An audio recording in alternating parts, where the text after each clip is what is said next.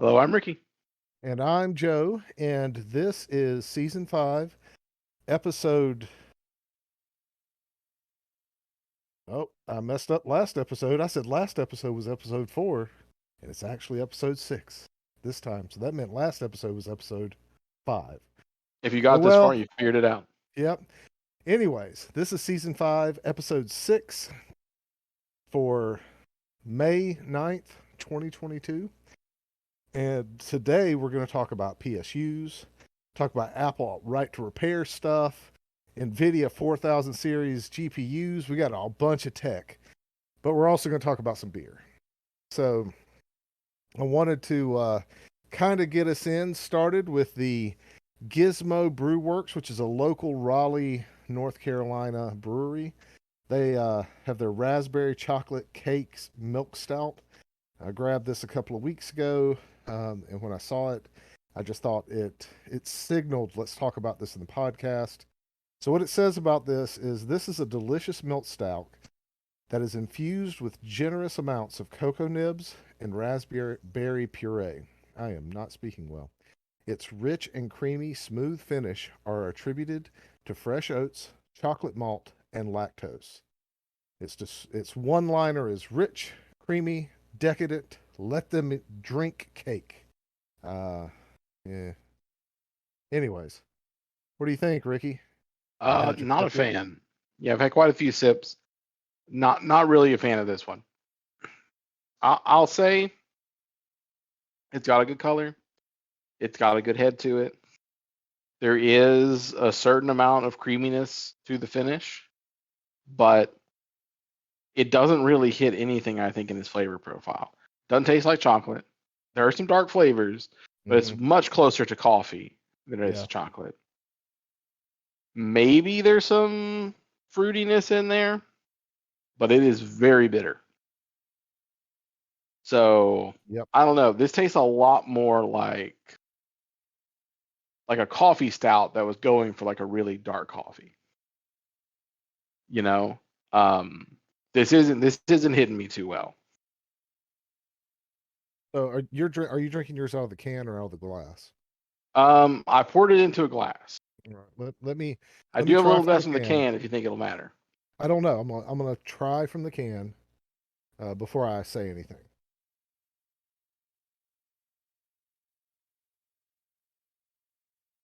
No, it's pretty much the same. There's no difference between the two. So this is 7% ABV beer, by the way. I forgot to mention that when we were talking through the thing. For all of the things that it said and everything that I like about Gizmo, because they make a couple of my favorite beers for North Carolina beers, this one is a big miss on their part. Not because I don't necessarily like the beer. It has a lot of the things that I like in stouts. It does not do, just like you said, it does not do any of the things that it said it is going to do. That I can get like a stone fruit kind of flavor on if I let it just set on my tongue for a little bit in the aftertaste. And there is like a dark chocolate kind of flavor in there too, but it's very, very faint. And I mean, raspberry is a faint flavor anyways. Like trying to brew with it, there's a lot of things that are hard to pull out those raspberry flavors. I just feel like they didn't really. This was a swing and a miss, Yeah. Having had a couple more sips, and now that like all of the head has pretty much disappeared from the pour, I will give it that without the head, it is not quite as bitter. There's a lot of bitterness in that foam, but everything else still stands. It's not necessarily a terrible beer. No, it's like not a bad beer. If you're like an IPA sort of person, you like that hoppy bitterness, you probably like this. It's just when you look at the title and the picture, it's got this nice big piece of cake with raspberries all over it. Saying raspberry chocolate cake, and they're even going to go as far as to say let them drink cake. If you just poured this in a mug and brought it to me, I'm not sure I could pick out any of those flavors. As I'm letting it warm up a little bit, because I had to bring my beers up here, not straight from the fridge.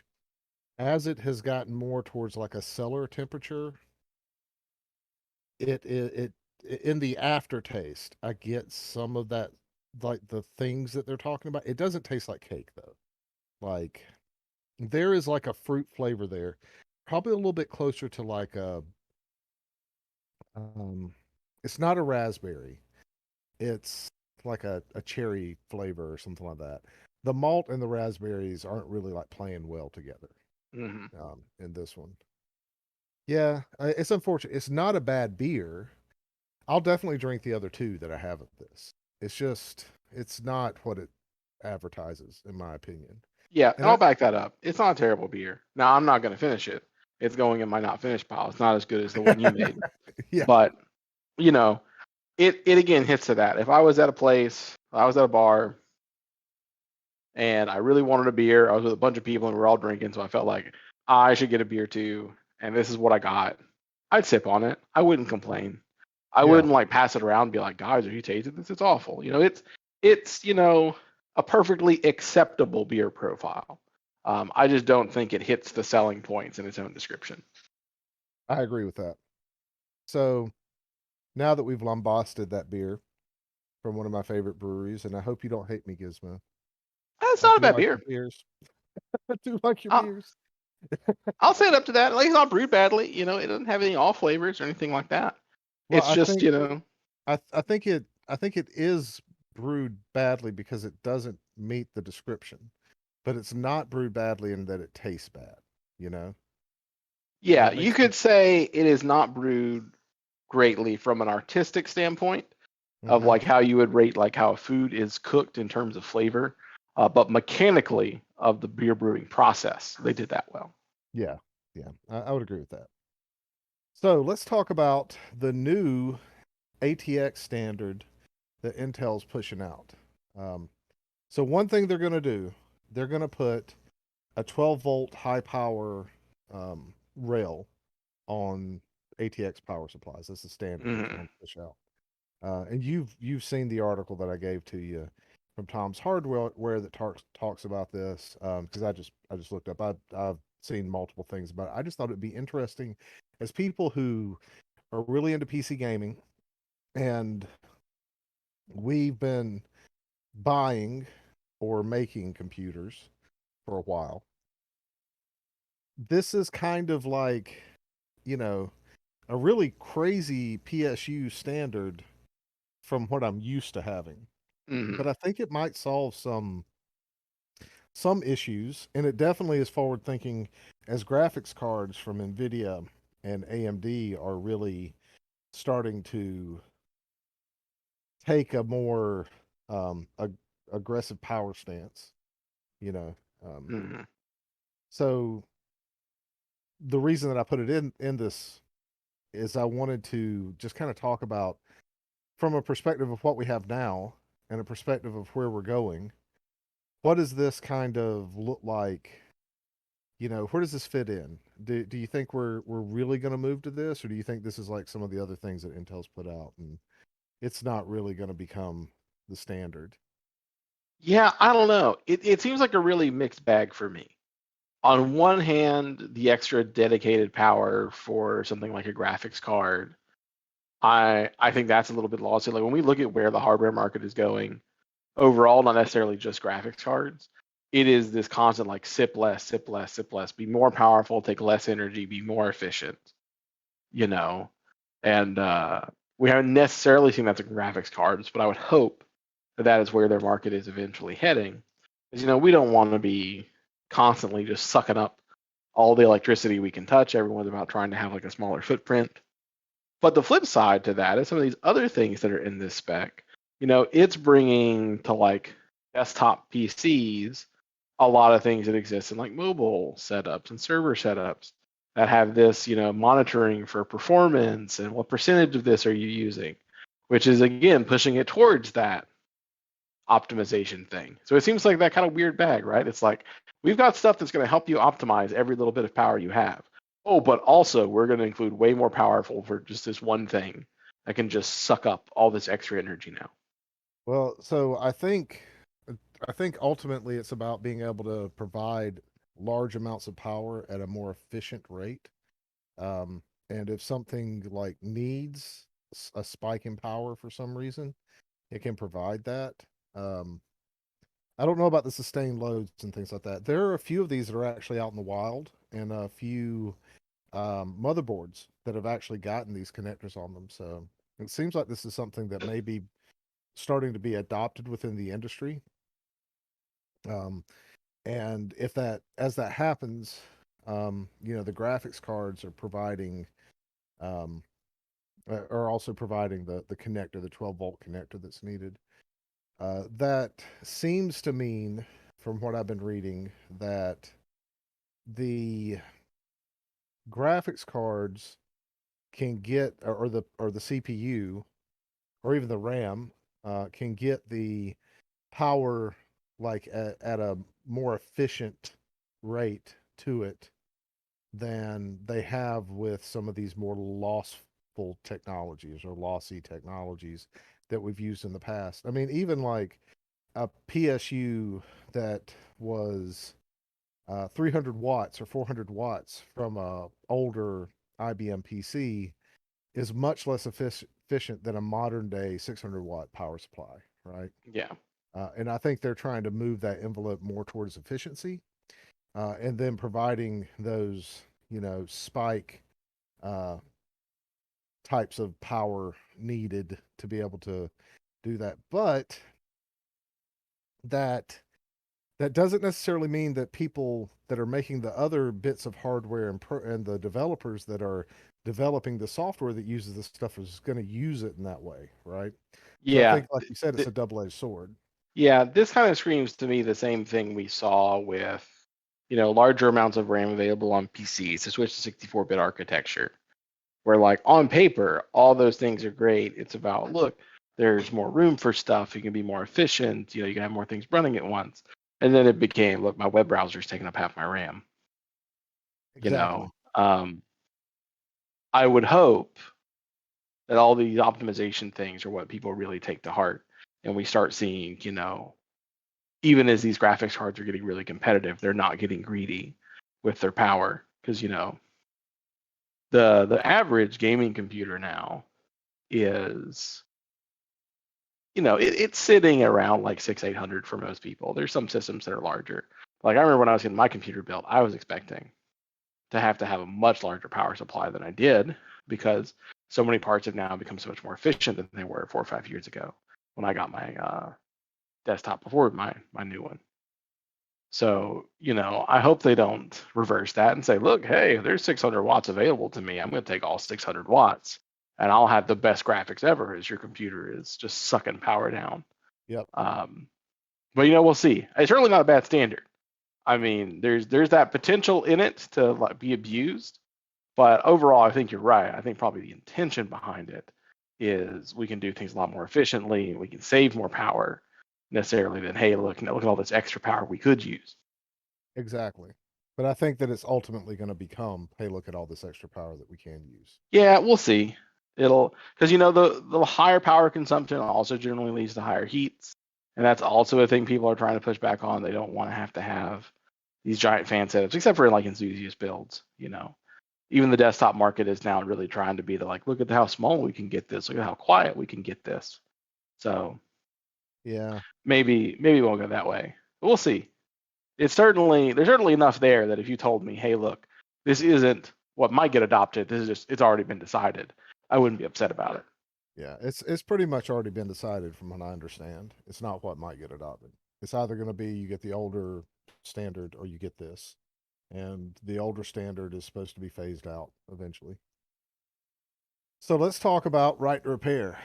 We don't really talk about this too much, even though I am a proponent of that. Like I believe that you should be able to repair your stuff.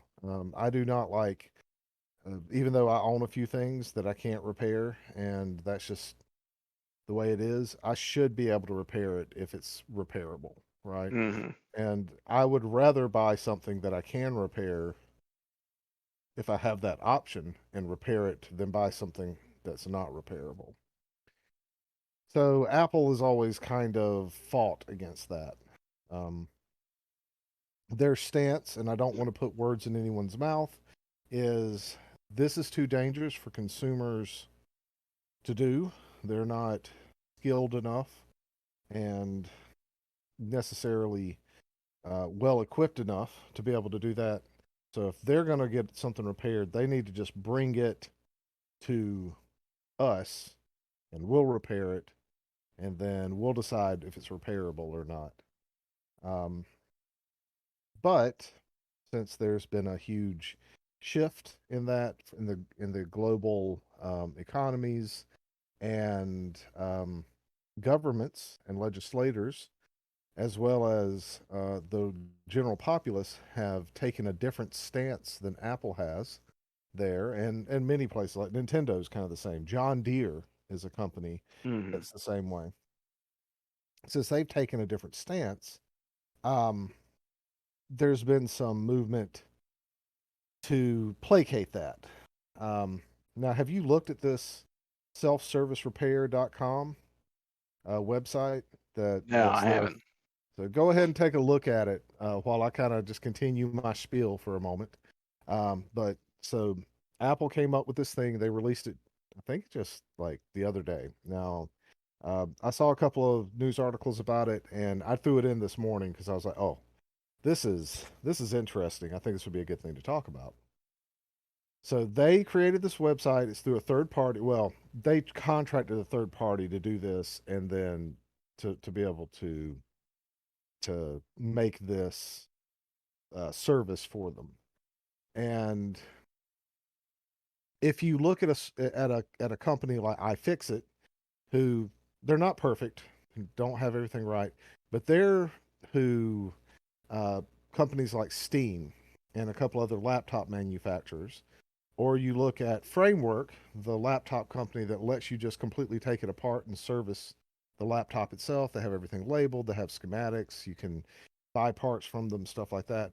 There's some right ways to do this, right? And those are kind of the gold standards for being able to make that happen. Either partner with a well-known company that is already doing work and being able to repair electronics and older electronics, or even just things like that, and give them the tools, and then allow them to create the stuff where they can either provide you a service, or they can give you the knowledge that you need to be able to repair your kit, or just make it, your company just provides that stuff, right?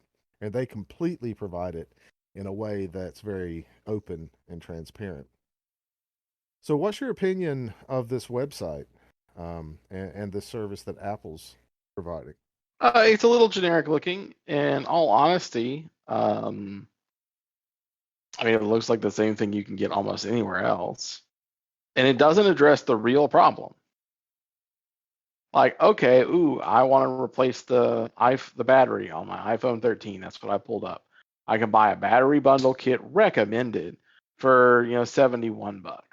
Okay, cool. That's great. Here's the problem. You're still designing your equipment to be as hard to repair as possible. Yep. Yeah. These parts are available. I could have bought this battery bundle somewhere else, really, at any point, and it would have been totally okay. But it's not Apple certified. That's the difference. It's not an Apple certified battery. Well, not genuine Apple parts. Yeah, it's not genuine Apple part. Half the time, sure it is. People buy phones that are broken and take out the good part. Oh yeah, I know. They're the exact same parts. Yeah, but I mean, to the official Apple stance, that is not an official Apple part. That is a used Apple part. Yeah, it's 15 steps to get the battery replaced. It's another 15 to get the case back on. I'm assuming it was 15 to get the case back off. The 45-step repair process to swap out a battery. When I remember a time where swapping out the battery on a phone took like 30 seconds. Yep, it was super easy. Just pop the back off, take the battery out, put a new battery in, pop it back on. Yep.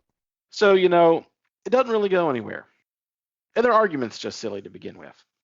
Look at way more dangerous things to repair yourself, like vehicles. No one's going to tell me I can't repair my own car.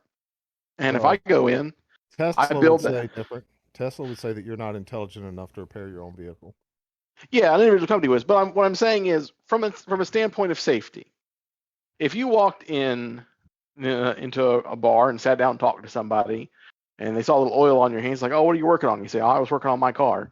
They're not going to say, oh my gosh, are you a mechanical engineer? That's amazing. Are How you do you know saying how to that do that? Daddy Elon's wrong?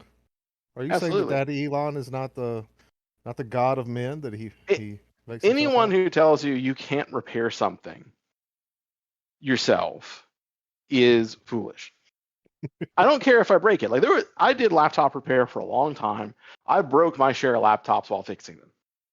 And I was 100% okay in the days of, hey, if you're not licensed to do this, once you take this tape off, warranty, the warranty is void. Any damage you do is damage you've done. You got to own that. Sure, that's 100% okay, because I can get that. If I'm going to go in, I'm going to start putting, parts around, touching stuff with screwdrivers, scraping things up. That's not the company's responsibility to replace anymore if I did the damage. Mm-hmm. But if you're going to go in and say, okay, but apart from all that, that you have to own up to any damage you do, I'm just also going to make it as likely as possible that you do damage because of how hard it is to do this thing. That just doesn't fly. I can go rebuild the engine on my car. If I mess it up, my car might explode on the highway. If that happens, no one comes in and says, oh my gosh, what could we have done to protect this poor man who blew himself up in his car accident? They'd say, who was this idiot that tried to take their engine apart and put it back together and they didn't know what they were doing? So I'm actually going to say that there are some lawyers and legislators that are making arguments just like that to Congress about how people that repair their vehicles and the likelihood that your car will explode or blow up, but not work properly is high. But they make it out like, it's just going to explode and it's going to kill people on the highway, and there's going to be this catastrophe. Um, I don't know that people are necessarily listening to them, but those same arguments are what's being used for farm Yeah, equipment I mean, and absolutely. electronics. They're saying it, but people don't buy it. I guess that's what I'm getting at. Like, there's always going to be bad actors. Mm-hmm. Like, Congress will hear every side of a story. There's people that are telling you, hey, you shouldn't have the right to free speech because it does X thing, and really what we should have is this, because they're playing some angle on it that profits them. Right. But the average person, like if you sit down and you see somebody who's popped the back of their phone off and is doing something with it, another person watching does not see that as a dangerous act. You see a guy on the parking lot replacing their oil. That's not a dangerous act. There's no safety concern here. Yes, you can mess it up. Yes, you can cause damage. And yes, I mean, potentially somebody could get hurt if things mess up really bad. But nowhere really in the world, at least, that I'm aware of, are the average person saying, hey, I shouldn't be allowed to repair something. These decisions are getting made by these companies that have a vested interest in making you pay them to get something fixed. Yeah. I think it You know, comes a little bit to a little bit of a different standpoint when you're talking about something like an Apple. Um, there are people out there who, if Apple says it, they will. In general, the general populace, the same people that are like, I buy iPhones because they just work, or the design language is important to me, or whatever. Right? I mean, I use Apple products. It's not like I don't. I'm not delusional either, but I'm not saying that every person that uses these products is silly, but your what you're saying 100% correct. Um well, at least as far as the the the rights and what probably most people think, because believe it or not, most people don't own or are sycophants for these things, but there is a vocal minority that are, um, that they are just into the black collar cult that live in a spaceship, and they buy this stuff up and they go out and they kind of promote it. Um, so I would expect those people to talk about how great this service is, and the average person is probably going to use a service like this anyways, because they're not going to want to deal with the hassle of fixing the phone, right? But for someone like me or you who's technically inclined and also skilled to do some of these things, we probably would. And I think we're the people that get hit the most, or the small business that makes their living, like Louis Rosman's business is from New York, where they specifically fix Apple products because people don't want to pay the, they don't have the money to pay Apple's exorbitant fees to do this. So one thing that you didn't pick up is that, yeah, that kit is $71, but you also have to spend another $100, I think, to rent the disassemble device. There's like a heat pad thing that you have to rent that allows you to take the phone apart, or the laptop apart, or whatever it is that you're having to take apart. That's, this thing that Apple has, and that's that's the real crux of it. You might save like $10 or $30 on this, but it's almost as expensive as, or roughly the same price as going in and having Apple do this for you without Apple Care. Gotcha. Yeah, I wasn't able to get far enough into the process. I don't have an Apple device, I think, to get that far. But as soon Yeah. as you try to add it to cart, you got to start giving them the serial number and stuff like that. Yep. You know. Yep. So that there's like a whole bunch of BS right in this, taking freedoms away from people and stuff like that. I'm thoroughly against it.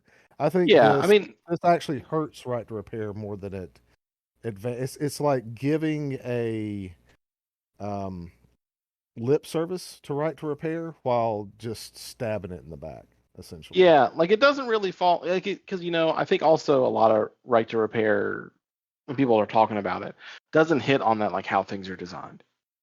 You know, sure, like I just had my phone repaired. I paid somebody else to do it. I didn't want to take the Yep. time to do it myself, especially because between buying the parts I need and then doing the work, it was like $40 difference. I'm not gonna do it myself for $40. Yep. You know, but when it gets down to this point that like anybody who's been repairing technology over the past couple of decades has seen how much harder and harder and harder it is getting to do it yourself. And it's not from hey, someone's going to come busting down your door because you did something that was dangerous. It's a look, this thing is designed in a way it's not meant to be taken apart again. And if you do, you're really likely to damage it. So, that's really almost what I would want to get addressed more. Like if you want to say, sure, I void your warranty and I don't have a genuine Apple product anymore, if I go and I swap the battery out myself, sure, whatever. I don't care what you think, Apple. But if you're going to spend millions of dollars in research and engineering to make it so that taking that battery out is a 45-step process, that's the bigger problem. Yeah. Oh no, I like I said, you're 100% Yeah. correct about that. I think there's right to repair and sustainability of products, right? Yeah. And those are the two topics that we're talking about here. And we had it at one point, you could get a computer or an electronic device or something like that that while it was small, you could bust it open. I talk about iPods and me repairing them all the time, right? You could bust it open and take like a fifth gen iPod, but once you start getting to a certain point, that becomes unfeasible. Hmm. Um, Replacing the batteries are soldered on. They're not like a disconnect clip. They they became smaller, but not so much smaller that they were um, better necessarily. And the longevity of those products actually has gone down. Um, so I mean, you're 100% right. Like that sustainability is not there, and there's no intention to allow people to repair it. So any service that you do to being environmentally friendly, to being responsible, to any of that stuff, if your design aesthetic is all about form and there's little function, or there's function that's focused on, like people having a good experience, but everything else is not about them continuing to be able to be responsible or sustainable, then you're leaving like a huge part of this like category of things that you said that you were doing out, right? Hmm. So I completely agree with you. I think one of the shames of it is though that they're putting this out there to say, hey, look at how look at how great we are. You know, we're standing up and we really care about right to repair. And I think that's the bigger that's where I was going with the harm that it causes Yeah, because that's very true. it's harming that concept. They're being two-faced about it. Yeah, they've made a clone of the websites they say do damage and say, see here, we're supporting it. We're going to do the same thing, but slightly worse. And that makes it better. Yes, exactly. Well, on that very sad note, I think we're done with this episode. The episode where last time I said it was episode 4, but actually this time it's episode 6. But last time it was episode 5, and I was just wrong. So this has been season 5, episode 6 of the Beer and Broadband podcast. And hopefully you'll want to follow us on Twitter or Patreon or something like that and engage with us in some way. Maybe give us some ideas about things that you want us to talk about because we'd love to hear that. Otherwise, thanks for listening, and we'll catch you next time.